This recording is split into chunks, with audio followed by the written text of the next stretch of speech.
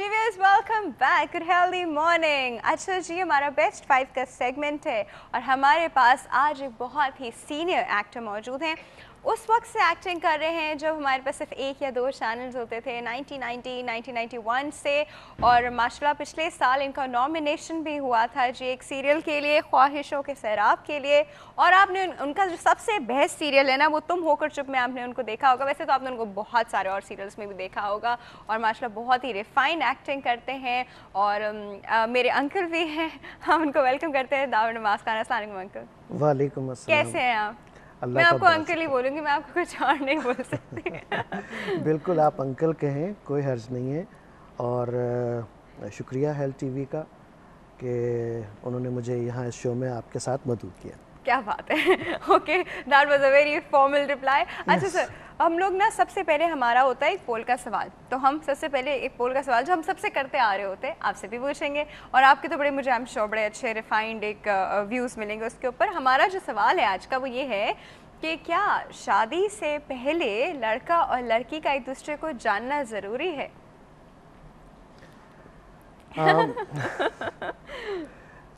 देखिए मैं आपको बताऊं, बात यह है कि आजकल के जो दौर है उसमें तो ज़रूरी है कि एक दूसरे को जानना ज़रूरी है। लेकिन इससे ज़्यादा जो ज़रूरी चीज़ है वो ये है कि हम उसके घर वालों के मुतालिक जानें,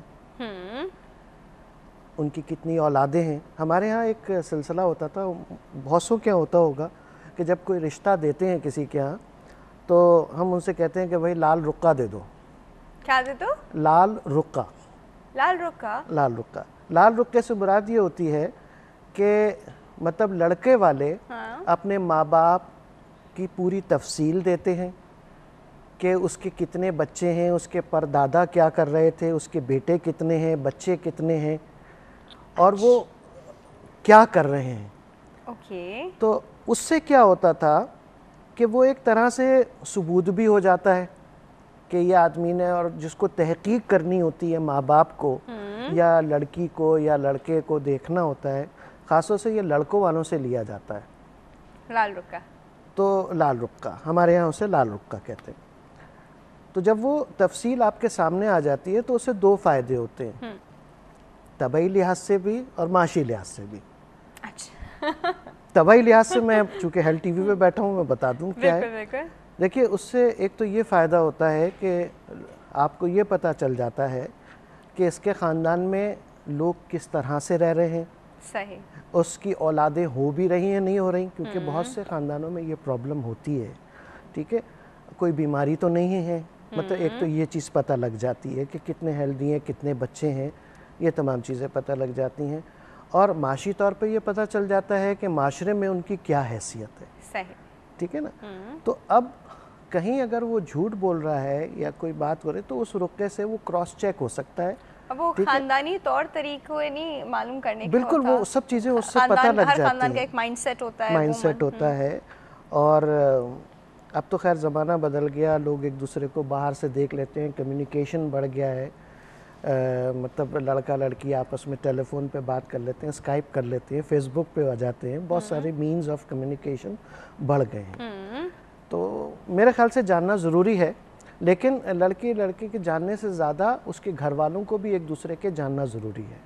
क्योंकि आप कभी-कभी लड़का लड़की के बीच में कंपैटिबिलिटी होती है, फैमिलीज़ के बीच में कंपैटिबिलिटी नहीं होती, तो सारा इशू आ जाता है। हमारे यहाँ सबसे बड़ा मसला हमारे माशरे में यही है, जो सास बहू के झगड़े या पंजाब से या इधर से आप उमूमन देखते हैं। अभी मैं परसों की न्यूज़ देख रहा था तो उसमें ये हुआ कि एक नौबेहाता जोड़े ने घरेलू नाचाकी से तंग आकर ख़ुदकुशी कर ली। वहाँ से महीना भी नहीं हुआ था, दोनों कपल ने ख़ुदकुशी कर ली। horrible। तो इसलिए मतलब लड़का लड़की को एक दूसरे से जानने से ज़्यादा मैं समझता हूँ कि उसको घर वालों को भी जानना ज़रूरी है कि उनके घर का माहौल कैसा है और मतलब अपने किस तरीके से वो लोग रह रहे हैं, माशरे में उनका क्या मुकाम है और वो ख़ानदान में पीछे कहाँ से ताल्लुक़ था उनका। और फिर बहैसियत मुसलमान तो हमें मालूम है कि जोड़े तो अल्लाह पे जहाँ नसीब होता है वहीं पे मिलता है, लेकिन अल्लाह ने यह भी हुक्म किया है कि हिकमत करें। तदबीर करें। एग्जैक्टली। अच्छा ये सर एक चीज़ ना, लड़का और लड़की एक दूसरे को जानना, थोड़ी सी तो उसकी गुंजाइश जो है वो तो हमारे रिलीजन में भी है कि दोनों को ज़रूर मिलाएं, फॉर्मली मिलाएं, एक दूसरे को दिखा दें, एक दूसरे को वो करें, ये दिस इज़ अलाउड, राइट? बिल्कुल। हम लोग जो आजकल हमारे माशरे में जो हो रहा है ज़्यादा, मतलब इन अ सेंस के they really going out and they are meeting each other every other day and non stop they are contact में हैं एंड स्टफ, इससे ज़्यादा सही होता है या ज़्यादा बुरा होता है? देखो बेटा, मैं ये समझता हूँ कि औरत और मर्द की अपनी अपनी हुदूद है। सही। ठीक है ना, हम कितने ही आज़ाद हो जाएं, लेकिन हमें जो एक हमारी अक़दार हैं या एक इस्लामी हुदूद है, ठीक है ना, हमें उसी में रहना चाहिए। और उसी में मतलब अगर आप रह के अपनी ज़िंदगी को एंजॉय करेंगे तो उसका हुस्न अलग है। ये तो है। आप शादी से पहले अगर आप लड़का लड़की ज़्यादा एक दूसरे से मिलेंगे तो मैं समझता हूँ कि वो अच्छा नहीं है, मुनासिब नहीं है। मिले ज़रूर, एक दूसरे को समझे ज़रूर, लेकिन हमारा माशरा और हमारा मज़हब इस बात की इजाज़त नहीं देता कि हम मतलब शादी से पहले या निकाह से पहले मतलब इतनी आज़ादी के साथ अपने बच्चों को इजाज़त दें। कोई लॉजिक इसके पीछे डेफिनेटली है, अगर रिलीजन में अलाउड नहीं है ना? We can put our own logic, हम वर्ल्डली लॉजिक्स उसके पीछे नहीं लगा सकते। एक अगर कोई चीज़ हमारे रिलीजन में मना होती है ना, तो सूनर और later we all get to know कि इसके पीछे ये लॉजिक है, और अगर हम उसको फॉलो करेंगे तो वो ज़्यादा बेनिफिशियल रहेगी, है ना सर? बिल्कुल सही। अच्छा सर, सब छोड़ें, अब हम उनकी थोड़ी ज़िंदगी के बारे में बात करते हैं। तो ये एक्टिंग की तरफ बहुत पहले, आज से कुछ कह सकते हैं कुछ 20-22 साल पहले कैसे आना हुआ?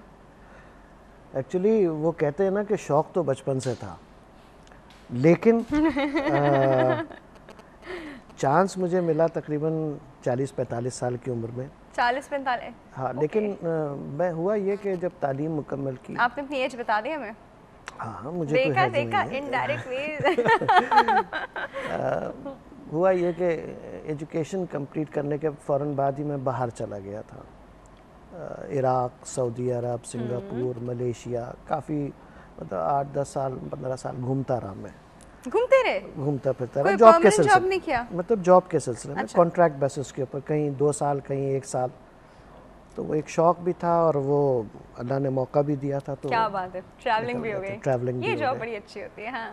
तो फिर उसके बाद फिर 90s में मैं वापस सेटल हुआ था। तो मुझे सबसे पहले जो टीवी पे चांस दिया था तस्नीम असलम साहिबा ने दिया था, लेकिन बदकिस्मती से उनकी वो जो सीरियल थी वो ऑन एयर नहीं जा सकी। तो उन्होंने मुझे कहा कि भाई ये सीरियल के बजाय आप डिफरेंट स्टोरीज़ पर मतलब होगी फ़र्ज़ कर्ज़। ठीक है।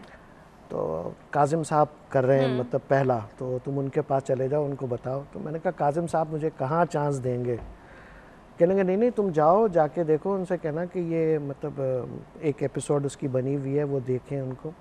तो मैं उनके पास डरता डरता गया। तो डरते डरते सर ये डर वाली बात नहीं, यहाँ रोके, एक कॉल मौजूद है। अच्छा, पहले वो कॉल अटेंड करते हैं, फिर वो आपकी डर वाली कहानी सुनते हैं। जी अस्सलाम वालेकुम। अस्सलाम वालेकुम। मुझे आवाज़ नहीं आ रही, या तो कॉल ड्रॉप हो गई है या फिर मुझे आवाज़ नहीं आ रही। आई एम सो सॉरी, दोबारा कॉल कर लीजिए। अच्छा जी, हाँ सर आप डर रहे थे। ओके, काजिम भाई का अपना एक स्टाइल है, उनकी आवाज़ भी माशाल्लाह बड़ी गरजदार है और थोड़ा सा गुस्सा भी, वो मतलब बड़े बारों से भी आदमी गुस्सा है उनका। तो मैं गया उनके पास, आओ बैठो, मतलब इंट्रो, सर ऐसा ऐसा किया। अच्छा ठीक है, अभी तो कास्टिंग पूरी हो गई है, फिर किसी वक्त देखेंगे। मैंने कहा मुझे जो मालूम था उन्होंने यही जवाब देना था। तो मैं पलट के जाने लगा, तो कहने लगा बात सुनो, इधर आओ, बैठो इधर, इसमें एक छोटा सा रोल है, वो करो, आज शाम को 4 बजे रिहर्सल पे आ जाना। मैंने कहा वाह भाई ये क्या बात हो गई। जब मैं 4 बजे वहाँ पहुँचा तो वहाँ हुमायूं सईद बैठे हुए थे, यास्मीन आपा थी और सीनियर एक्टर्स थे सारे। मतलब मेरी उनको देख के ही जो है ना मतलब अपने बहरहाल वो एक इब्तिदा थी, वहाँ से फिर वो सिलसिला शुरू हुआ। तो बस वो अब तक चल रहा है। अच्छा, मतलब आपने अपने आप को उस वक्त कॉन्फिडेंस कैसे दिया, उनके बीच में जाके कैसे बैठे? बड़ा मुश्किल होता है। और उस वक्त में the way we used to look at artist, अब तो मतलब इट्स स्लाइटली डिफरेंट। उस ज़माने में बस जो एक कॉन्फिडेंस मुझे आया, दो चीज़ों की वजह से आया। एक तो मैंने काज़िम साहब के साथ काम किया, फिर तस्नीम असलम और मतलब जितने बड़े डायरेक्टर्स, सारा काज़मी की पहले सीरियल मैंने की थी, तुमसे कहना था। तो रिहर्सल्स बहुत हुआ करती थी। सही। यानी तुमसे कहना था तकरीबन 7 या 8 किस्तों पे मुश्तमिल थी सिर्फ, लेकिन उसकी तकरीबन सायरा ने 16-17 रिहर्सल्स कराई थी और पूरी कास्ट आती थी उसमें, पूरी कास्ट आती थी उस रिहर्सल में। तो उसके बाद एक अल्लाह गरी के रहमत करे, ज़हूर अहमद साहब का प्ले था उसके दिल में नेहा, उसमें था उसके दिल में नेहा। नेहा। तो उसमें मुझे मोइन अख्तर साहब के साथ काम करने का मौका मिला।